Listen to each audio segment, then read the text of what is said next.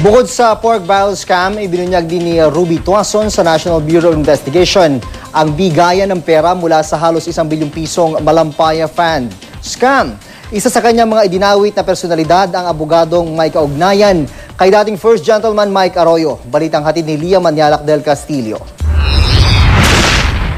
Kasabay ng paglitaw ni Ruby Tuason ang paglutang din ng iba pang mga pangalang sangkot sa umano'y pangungurakot sa kaban ng bayan. Kabilang ang isang attorney Jess Santos na taga-kolekta raw ng komisyon para naman sa 900 million peso Malampaya Fund scam.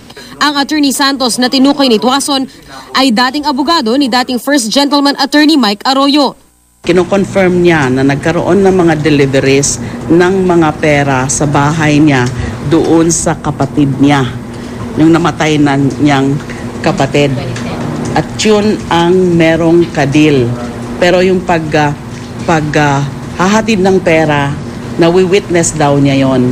At may sinabi siyang pangalan na yun ang kumukuha ng pera doon sa bahay nila.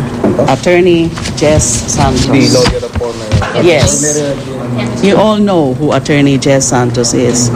Kabilang si Tuason sa mga kinasuhan ng plunder kaugnay sa Malampaya Fund dahil sa kanya umano ipinadaan ang aabot sa 242 million pesos na kickback para sa isang hindi pa kilalang principal. Kasama rin sa plunder case si dating Pangulong Gloria Arroyo pero hindi kasama si Attorney Arroyo. Magpinsang buo si Attorney Arroyo at ang pumanaw na ikalawang asawa ni Tuason na si Butch Tuason na naging chairman ng Philippine Olympic Committee noong Administrasyong Estrada. Giit ni Attorney Santos, hindi ko kilala itong sila Ruby Tuason ito. Ang pangalan ko, Jesus ay Santos.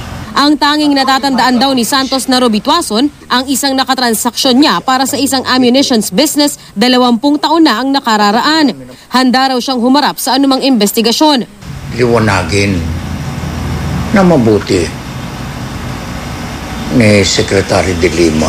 Marami namang Attorney Jess Santos Baka hindi ako itong Jess Santos na ito.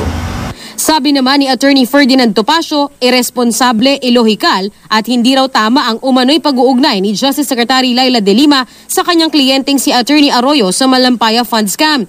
Bahagi pa rin daw ito ng patuloy na panggigipit ng Administrasyong Aquino sa pamilya Arroyo. Dati nang itinanggi ni Attorney Arroyo na may anumang transaksyon siya noon kay Tuason. Lia Manialac del Castillo, GMA News.